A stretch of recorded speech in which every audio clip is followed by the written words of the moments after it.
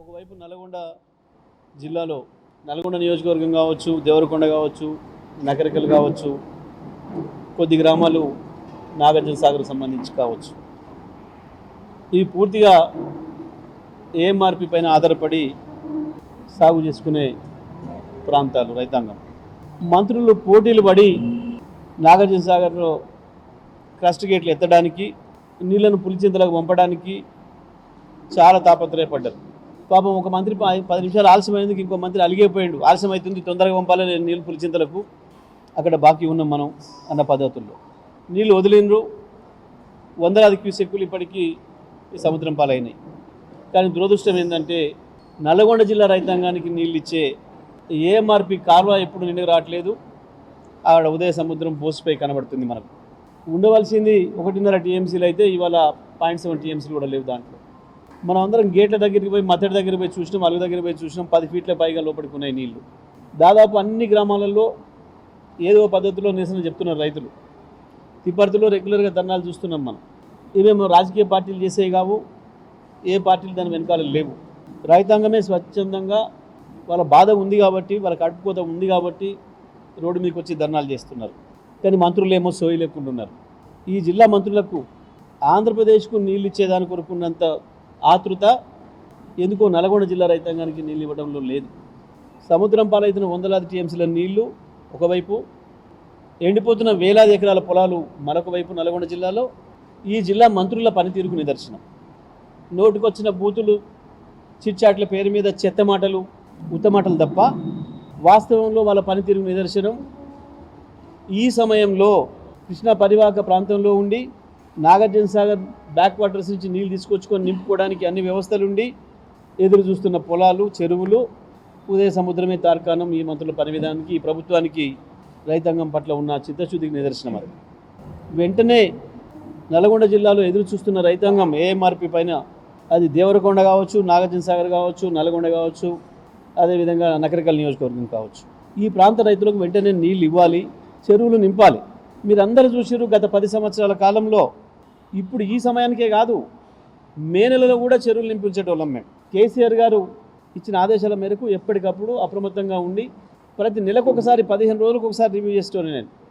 నాగార్జున సాగర్లో 820 లెవెల్ ఉన్ననాడు కూడా మన ఉదయ సముద్రం నిండుగా ఉంది, మత్తడి దునికే పరిస్థితిలో ఉంది. మనం కొంత కరువు ప్రాంతంగా ఉన్న వాళ్ళం, ఇబ్బందులు పడ్డవాళ్ళం కాబట్టి ఆ అనుభవంతో రేపు ఏముంటుందో ఇవాళనే జాగ్రత్త పడాలని చెప్పి దాని కొరకు ఉన్న 4 మోటార్లను ప్రతిసారి నడిపిస్తూ, ఒకవైపు హైదరాబాదు నీళ్ళకు ఆటంకం లేకుండా మంచినీళ్ళని పంపిస్తూ, మరొక వైపు దాని మీద ఆధారపడ్డ ప్రతి ఎకరం భూమికి కూడా నీళ్ళు అందించే ప్రయత్నం చేసినాం. అంతేకాదు 2014కు ముందు నీళ్లు రాని ప్రాంతాలు D25, అది కనగల్ మండలంలో 8 గ్రామాలకు, D26 కనగల్లోనే 3 గ్రామాలకు, D27, 28 కనగల్లోనే, D29 నల్గొండ కనగల్ 2 నియోజకవర్గాలకు కలిపి, 2 మండలాలకు కలిపి దాదాపు 5,000 ఎకరాలకు, D31, 32, 33, 34, 37, 39, 40 తిప్పర్తి మండలంలో దాదాపు 25,000 ఎకరాలు, కనగల్లో దాదాపు 10,000 ఎకరాలకు పైన, నల్గొండలో దాదాపు 20,000 ఎకరాలు, మొత్తం దాదాపుగా 57,000-58,000 ఎకరాలు, 60,000 ఎకరాలు ప్రత్యక్షంగా పరోక్షంగా టీఆర్ఎస్ ప్రభుత్వం వచ్చిన తర్వాతనే కేసీఆర్ గారి డైరెక్షన్లో చివరి భూములకు నీళ్ళు అందించడం మన కర్తవ్యమని చెప్పి ఇంచు భూమిని తడిపినం. అంతకుముందు కాంగ్రెస్ ప్రభుత్వం ఏ ఒక్కరోజు ఇవ్వని పొలాలకు కూడా నీళ్ళు ఇచ్చినాం. అది ఇందుగుల కావచ్చు, అది సర్వారం కావచ్చు, అది మామిడాల కావచ్చు, చివరి ప్రాంతాలకు కూడా నీళ్ళు ఇచ్చినాం, ముషంపల్లితో సహా. వరుసగా 8 ఏళ్ళు నీళ్ళు ఇచ్చినాం. కానీ దురదృష్టం ఏంటంటే ఆనాడు ఉన్నది కాంగ్రెసే నీళ్ళు ఇవ్వకుండా, మళ్ళీ ఇవాళ కాంగ్రెస్ ప్రభుత్వం వచ్చిన తర్వాత కోమటిరెడ్డి వెంకరెడ్డి ఎమ్మెల్యే మంత్రి అయిన తర్వాతనే మళ్ళీ ఆ పొలాలు ఎండిపోతూ ఉన్నాయి, ఎదురు చూస్తూ ఉన్నాయి నీళ్ళ కొరకు. ఇవాళ కూడా రైతులు ధర్నాలు చేస్తున్నారు, నీళ్ళ కొరకు ఎదురు చూస్తున్నారు. కానీ ప్రభుత్వానికి సోయి లేదు. కేవలం హెలికాప్టర్ల సోకు, పక్క రాష్ట్రములతోని ఆ రాష్ట్ర ముఖ్యమంత్రి దగ్గర ఎట్లా మన్ననలు పొందాలి, ఆయన దగ్గర ఎట్లా సర్టిఫికేట్ తీసుకోవాలని పోటీ పడుతున్నారు తప్ప మంత్రులు. ఒకవైపు బనకచెర్ల కొరకు కాళేశ్వరాన్ని బండబెట్టింది.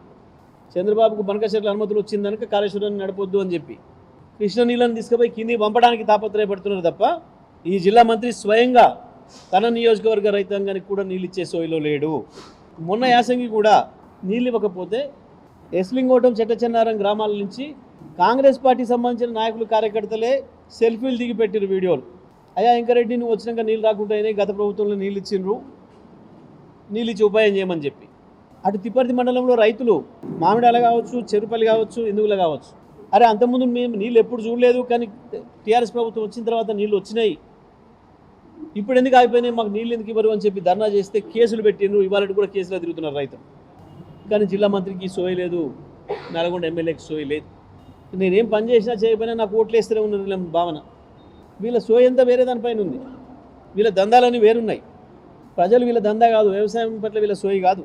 వీళ్ళ సోయి అంతా కమిషన్లు, కాంట్రాక్టులు తప్ప ఇంకోటి కాదు. ఢిల్లీ దానికిపోయి గడ్కరీని కలిసి కాగితం ఇచ్చి రావచ్చు, కానీ కనగలకు నీళ్ళు ఇచ్చే సోయి లేదా, తిప్పటికి నీళ్ళు తెచ్చే సోయి లేదా? ఏం చెప్తాడు సమాధానం? నేను చాలా సాఫ్గా ఈ జిల్లా రైతాంగం తరఫున, నల్లగొండ నియోజకవర్గ రైతాంగం తరఫున మాకు నీళ్ళు ఇవ్వు అని అడుగుతున్నాం. చెత్తవాగుడు వద్దు, బూతుల మాటలు వద్దు. దీనికి సమాధానం చెప్పాలి వెంకరెడ్డి, ఉత్తమ్ కుమార్ రెడ్డి ఇద్దరు కూడా. తప్పకుండా ఇప్పటికైనా నిర్లక్ష్యాన్ని వీడాలి. వెంటనే ఈ జిల్లాలో ఉన్న ఇద్దరు మంత్రులు ఏ మార్పుని పూర్తిగా పునరుద్ధరించాలి, ప్రతి ఎకరానికి నీళ్ళు అందించాలని చెప్పి నల్గొండ జిల్లా బీఆర్ఎస్ పార్టీ తరఫున మేము డిమాండ్ చేస్తూ ఉన్నాం.